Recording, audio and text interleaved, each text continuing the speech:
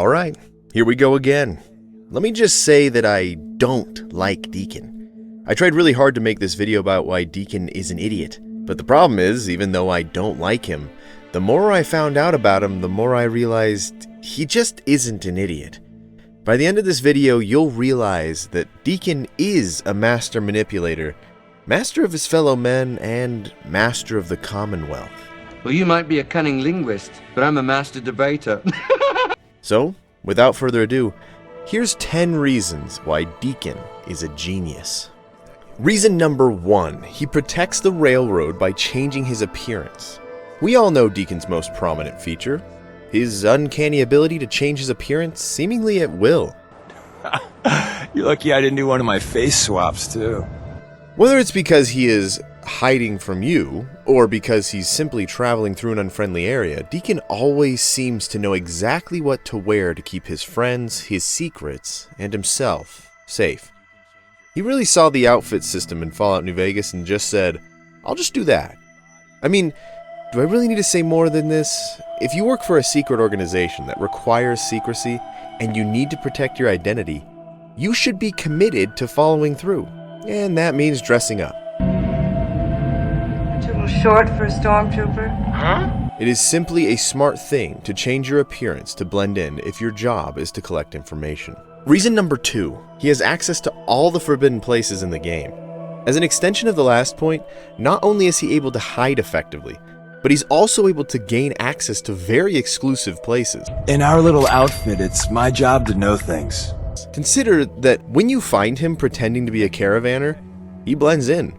The other caravanners don't notice him. You can't even do that. Not enough? How about when he's in the memory den? It's an exclusive establishment. You have to pass a speech check just to become a paying customer. Yet, here he is, using one of the loungers. Still not enough? Consider that on your first trip to Diamond City, he is a member of the City Watch. And they don't seem to even notice him. If you tried this in real life, if you wore a police outfit and went to a police station, you'd be lucky to be walking away at all. Aw, that's so cute. I guess you guys like your new police hats, huh? Man, put the camera away! Fuck you, pig! I have my rights! Get the fucking camera out of my face! I have your badge numbers! I'm recording this! Truly, he is a master of infiltration. He could get in anywhere he wanted. Reason number 3. He's one of the few people who sees you for what you are. One of the most open secrets in the game is that Deacon is following you around, spying on you the entire time. I've heard a lot of things about you. Enough to want to give you a chance. From the vault entrance, to Diamond City, to Good Neighbor, to the Memory Den, to Bunker Hill. Once you know what to look out for, you can find Deacon observing you. Just careful all the way. I know. I had you followed. Can't believe you had me followed. The reason for this seems obvious. When you arrive at the railroad, and Deacon tells Desdemona about your exploits, you wonder, but how does he know all of that? And that's the answer. However, the question you should ask is, why is he doing this? What makes him think that you are important enough to watch? He gives a little lip service about being the eyes and ears of Desdemona, but he's not out there watching everyone in the Commonwealth, now is he? He has to pick one person and track them. Deacon, unlike most NPCs in the game, both recognizes that you are the most powerful person around and, unlike everyone else, simply watches you and waits for his chance to become your companion. Now, almost everyone in the game wants something from you, don't get me wrong. This is actually a point that Deacon himself points out to you. If you believe anything, believe this. I'm in your corner. Always have been.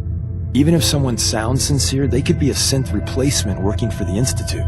The bitch of the problem is recognizing the 90% of the time someone's on the up and up, and the 10% of the time you're being played.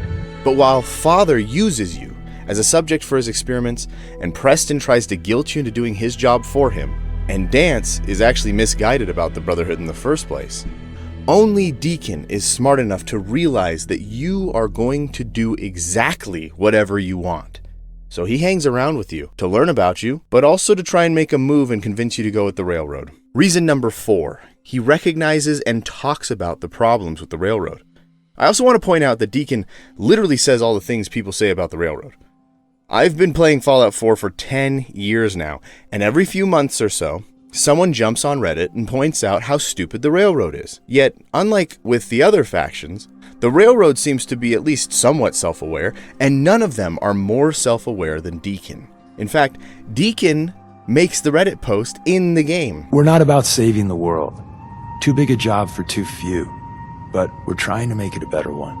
One synth at a time. And care about the little guys. Maybe lend a hand on the side. Not as much as some would like, but hey, it's something. Now, you could point out that simply stating the problems with an organization or saying there aren't answers is not the same as thinking up some answers, but I would then say that Deacon is merely a member of the Railroad. He might not have the answers to the problems we see in the game, but he's certainly smart enough to have noticed them and to recognize the Railroad for the flawed organization it is.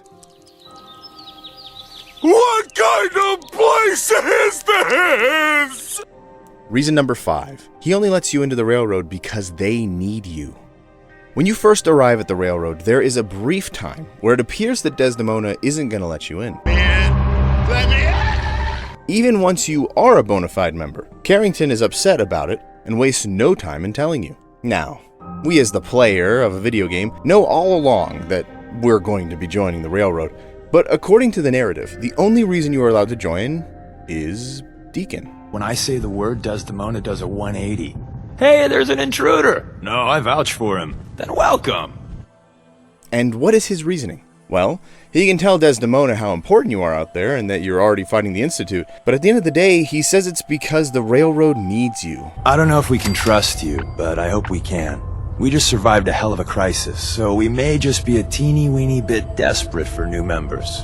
If everything was sunshine and bottle caps, we'd probably play a longer getting-to-know-you game, but we don't have that luxury. And we come to find out that he's right. We find the Railroad after they've essentially been killed off. I mean, it can be easy to forget, but you arrive essentially right at the moment where the Jedi are surrounded in the arena, or when the Fellowship gets trapped in the mines, or when Harry is trapped in the Department of Mysteries.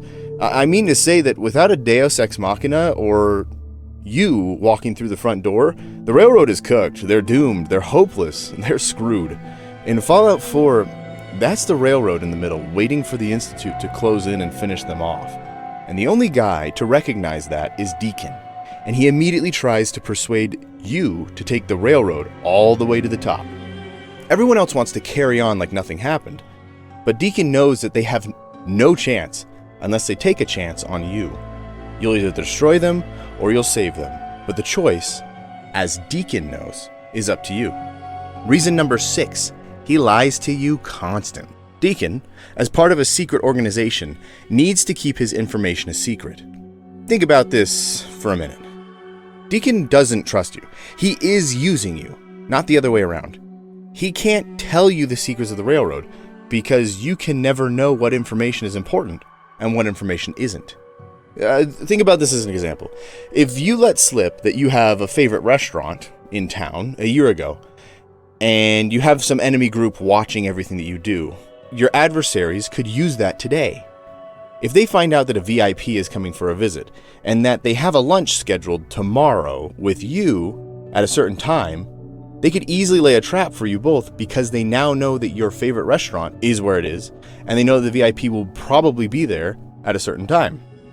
By letting slip seemingly benign information, you have essentially told your enemy that a VIP will be at a certain place at a certain time. You can see this with almost every member of the Railroad. Glory, Desdemona, Tinker Tom, Drummer Boy, and Pam all give you tiny little bits of information that give us a pretty clear picture into the Railroad's operations. Meanwhile, Deacon seems to know everything there is to know about the Railroad, and he keeps it all secret by lying. Relationship with Latasha, have you slept with another woman? You said no. The lie detector determined that was a lie. Think about when you go to the switchboard with him. Agents are mostly kept secret from one another. After all, you don't know most of their names. To you, they're just a Railroad agent. And yet, Deacon knows all of them by name. So Tommy Whispers didn't make it out. He died protecting our secret. If he wasn't such a good liar, he'd be able to compromise the entire organization. Now, Deacon isn't perfect about this by any means. Most of the lore about the recent raids on the switchboard comes from him. But think about it, no matter how long you spend with him, what do you learn about the Railroad command structure? The age of the organization, the recruitment numbers, or end goals? You might hate Deacon for lying all the time. I do.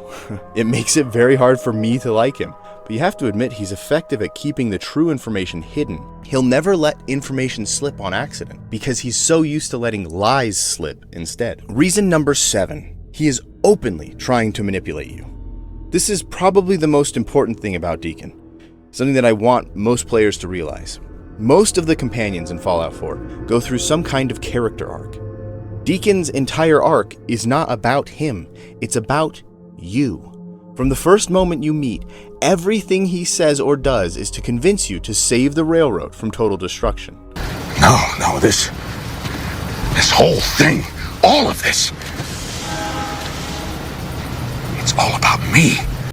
The entire time, he is telling you truth or lies specifically designed to convince you to side with the Railroad. Now I know what you're thinking. It can't all be lies, but that's just it. Deacon lies to you, tells you he's lying, lies to you, tells you he's telling the truth, and on for so long that any attempt to parse out the truth from the lies would just be a waste of time. The only thing we know for sure is that he is trying to sell you on backing the weakest, most short-sighted faction. And if you listen to him the whole time, he manages to make a compelling case despite not telling you a single thing that you can believe. Everything he tells you, from There's other organizations out there, and in time, I'm sure they're going to spoon-feed you their own patented form of bullshit. Ignore the verbiage and look at what they're doing, what they're asking you to do, what sort of world they'd have you build, and how they're going to pay for it. to Truth is, it's been a long time since I've had a friend. You're the only friend I got. I don't deserve you being okay with this. is calculated to get what he wants from you. And whether you like it or not, it's a smart way to get you to fall for the Railroad. And he's the only one doing it. Everyone else tries to sincerely tell you what they believe and why what they believe is right, and then leave the choice up to you. Not Deacon. He's going to get your help even if he has to lie to do it. Reason number 8. Of the faction companions, he's the only one with his shit together. Alright, stay with me on this one. Consider that each faction has a companion that embodies their values, while challenging our perception of the group. So, like, X6 is robotically obedient and ruthless, but chooses to give away his free will, proving that the Institute does not respect their own creations. Preston is idealistic and desperate, but alone, proving the fallibility of the Minutemen. Dance is fiercely loyal, but is ultimately let down by his own faction, proving that their dogmatic beliefs might not be the best thing. But what about Deacon? Good question. I don't make mistakes. I'm not just like the rest of you. I'm stronger. I'm smarter. I'm better. I am better. At various points, he pretends to be the leader, the most important, the oldest, and on member of the Railroad. But we don't actually know what he is, besides knowing that he's a vaguely high-up member. He never actually tells us, or at least not in a way that we can know if he's telling the truth, what he does. In other words, the only thing we know about Deacon is what Deacon wants us to know. And in the end, that's nothing. We don't know what his end goals are, only he knows what they are. And yet, he tries to get us to help him with them. His goals are beyond our understanding, and he is competent enough to get us to help him with them. The only thing we learn about the Railroad from Deacon is good things. There are no surprises for him. For him, the Railroad is the only correct choice, and we're just going to have to take his word for it. There is no surprise in his story. Reason number 9, he recognizes that you can solve the Commonwealth problem. Alright, I've alluded to this in the last few points, but Deacon is the only character in all of Fallout that I can think of that is able to take one look at the player character and realize that they are the main character. Many of his actions point to the fact that he is around for the sole purpose of convincing you to join him, and the Railroad. In some kind of cosmic sense, he sees you and essentially begs for your help. I don't mean like Preston. Preston is more like a drowning rat, the first person halfway competent that walked by he clings to. It's not a well thought out decision when he makes you the general, as I pointed out in my video on him. But Deacon is different. He has means. He is arguably the most well-informed person in the Commonwealth. He can travel places faster than you can, yet he singles you out. And with everything you've done, it's clear you're capable. A dangerous enemy. And I'm betting a valuable ally. In whatever metaphysical way that he has, known only to him, Deacon recognizes you for what you are, the only person who can beat the game. I mean, his actions here just make sense. If you were like a spy or whatever, and you found a VIP target at like the airport or something that could either help you or destroy you, but you weren't sure which one he was going to do, you would absolutely stick with them and talk to them and try to convince them subtly to see things your way. What are you doing? What are you doing? Nothing. Me? Just hanging around. And that is exactly what Deacon is doing. Reason number 10. He shows a high amount of disdain for the Commonwealth. On multiple occasions, Deacon demonstrates that he believes that the Commonwealth is past saving. It's Wastelander camo. This is my pile of garbage, asshole. Back off. Good, right? Everyone, Tom, Dez, you, even that asshole Carrington, they deserve to be on the railroad. I don't. I'm everything wrong with this whole fucking Commonwealth. You can agree with him or not. What's important is what he believes. A lot of people like to point out that the railroad is the worst faction for the sake of the Commonwealth because their goals are so limited. And I don't want to give all my thoughts on this today because I plan on making a whole video about the railroad. But that's not really true, is it? Consider that when you step out of Vault 111, this is the state of the Commonwealth. There are few really shitty towns, all being lorded over by a mysterious and cult-like group that is actively destroying any attempts at governance in the area. There is no one stopping them. Everyone just lives in fear, waiting for the day that they or their loved one goes missing. All the animals come out at night. Someday a real rain will come and wash all this scum off the streets. No one is even trying to fight them, except for the railroad. And the railroad just had their asses kicked so bad that by all appearances, they are weeks away from dying when you find them. There is no brotherhood. The Minutemen just died from the terrible opponent of greed.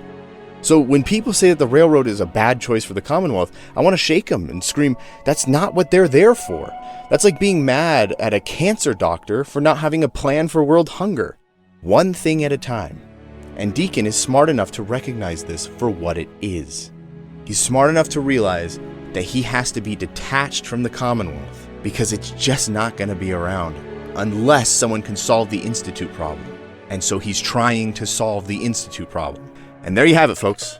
Deacon is one of my least favorite companions, but I suspect he's doing his best with the shit he's been handed. I make a new Fallout video every week, so if you like what you saw, please subscribe. Here are some similar videos I've made, and until next time, I'll see you around.